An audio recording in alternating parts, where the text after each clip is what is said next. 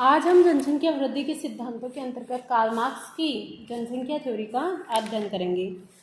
Karl Marx ने अपने साम्यवादी सिद्धांत में इन्होंने पॉपुलेशन जो ग्रोथ है उस पर कोई अलग नियम नहीं दिया था, अलग कोई सिद्धांत नहीं दिया था, बल्कि साम्यवादी जो उनका सिद्धांत था उसी के अंतर्गत उन्होंने जनसंख्या से संबंधित अपने विचार प्रस्तुत किए थे। तो कार्ल मार्क्स ने अपने साम्यवादी सिद्धांत के प्रतिपादन में जनसंख्या वृद्धि के संबंध में एक विचार दिया था। उन्होंने माना था कि समाज धनी और निर्धन दो वर्गों में विभाजित है। धनी वर्ग पूंजी का संचय करते हैं, जबकि जो गरीब वर्ग है वो तीव्र जनसंख्या वृद्धि के माध्यम से श्रम का संचय करते हैं, क्योंकि गरीब वर्ग के लिए श्रम ही संपत्ति है। तो उन्होंने माना कि जो समाज है वो दो भागों में बटा हुआ है, एक है अमीर वर्ग, एक है गरीब वर्ग। अमीर वर्ग को उन्होंने पूंजीपति वर्ग कहा था। तो अमीर या पूंजीपति जो वर्ग है ये क्या करते हैं, पूंजी का संचय करते हैं, कैपिटल का संचय करते हैं, पूंजी का संचय करते हैं। तो पूंजी का संचय कैसे करते हैं, ये अपने पॉपुलेशन न्यूनतम रखते हैं।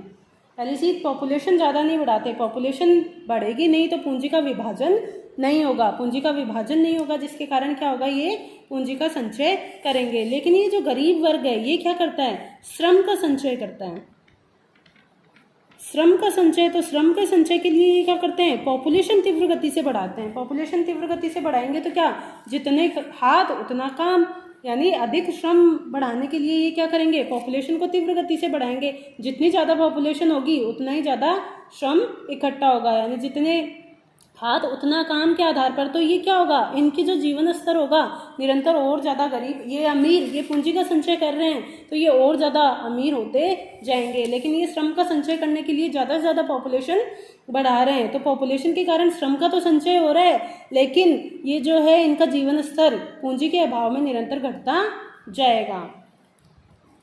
और रोजगार जो है, रोजगार के अवसर क्या हैं, सीमित है। सीमित है तो पॉपुलेशन बढ़ने के कारण बेरोजगारी की समस्या भी उत्पन्न हो जाएगी।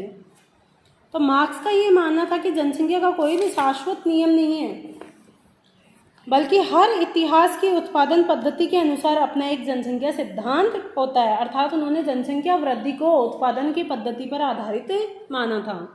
अतः जनसंख्या से संबंधित सिद्धांत को उस समय के उत्पादन प्रारूप के संदर्भ में समझना चाहिए। मार्क्स ने माना था कि गरीबी, बेरोजगारी और विपत्ति जो है वो पूंजीवादी व्यवस्था का प्रतिफल है, क्योंकि इस व्यवस्था में सतत अस्थिरता के कारण सभी लोगों को रोजगार नहीं मिल पाता। क्योंकि जो गरीब लोग हैं वो पहले से ही श्रम का संचय करते हुए अपनी पॉपुलेशन को निरंतर गति से बढ़ाते जा रहे हैं, और उस पॉपुलेशन की दर के आधार पर रोजगार के अवसरों में वृद्धि नहीं हो रही। इसलिए वो क्या होगा, जो गरीब वर्ग है उसमें बेरोजगारी निरंतर फैलती जाएगी।